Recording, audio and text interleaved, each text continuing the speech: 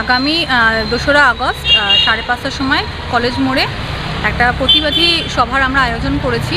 সেটা হচ্ছে অভয়া মঞ্চের পক্ষ থেকে।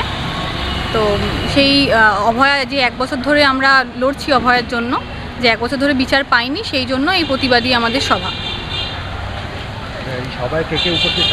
এই সভায় আমাদের চিকিৎসক আর হচ্ছে নাট্য ব্যক্তিত্বরা থাকবে। চিকিৎসকদের মধ্যে থাকবে হচ্ছে ডক্টর, আমি একটু নামগুলো বলছি, সেটা হচ্ছে doctor Purnabrata Gun, doctor Tamonath Chowdhury, doctor Ashfaqullah Naiya, doctor Subarna Goswami, doctor শতাব্দী মিত্র। আর আমাদের হচ্ছে অভিনেতাদের মধ্যে থাকবেন হচ্ছে যারা নাট্যকার বা অভিনেতা, তাদের মধ্যে থাকবেন হচ্ছে দেবদূত ঘোষ, এদিকে হচ্ছে উষশ্রী চক্রবর্তী, আর হচ্ছে শ্রীলেখা মিত্র।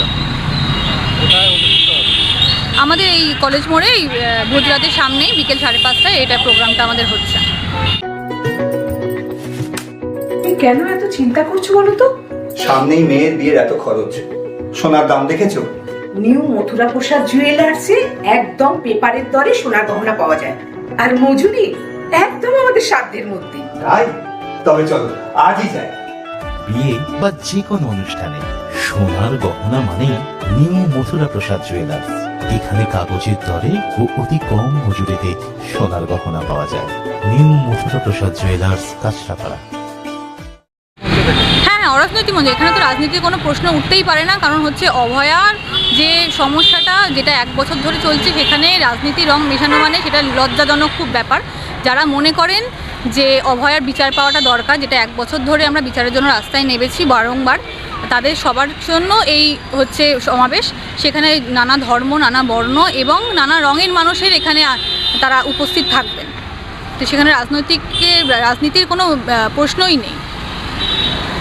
দর্শকদের উদ্দেশ্যে আমাদের একটাই মানে বলার, দাবি তো আমরা বলতে পারি না, আমাদের একটা জিনিসই বলার, যে চারিদিকে যেভাবে অভয়া শুধু নয়, অভয়ের মতন আরও অনেক অভয়া আছে, অনেক উমারা আছে, যারা এই যাবৎকালে এই সমস্যার সম্মুখীন হয়েছেন এবং এই খুব দুঃখজনক ঘটনার সম্মুখীন হয়েছেন। তাদের জন্য আমাদের এই লড়াই, যে অভয়াকে ভিত্তি করে গত 1 বছর ধরে আমরা বিভিন্নভাবে পথে নেমেছি, বিভিন্নভাবে পথে থেকেছি।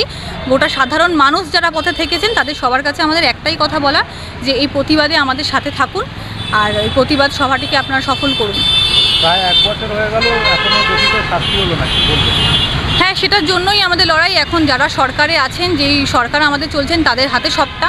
এবার তার জন্যই তাদের হাতে সবটা যেহেতু, সেক্ষেত্রে দাঁড়িয়ে আমাদের তো কিছু করণীয় নেই। আমরা শুধু প্রতিবাদের জন্য রাস্তায় নামতে পারি, লড়তে পারি।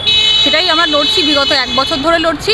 আপনারা সবাই জানেন, বিভিন্ন মাধ্যম থেকে আপনারা জানতে পারছেন যে এখনও অবধি অভয়া কোনো বিচার পায়নি। সেই বিচারের 9 তারিখ হলে পরে 1 বছর পূর্ণ হবে। তার জন্য আমরা যেভাবে 1 বছর ধরে যেভাবে পথে নেমেছি বিগত দিনে, এবং এখনও আমরা পথে নামবো। আমরা যতদিন না আমরা অভয়ার বিচার পাচ্ছি, ততদিন আমরা পথে থাকছি। ঋতুপর্ণা বিশ্বাস।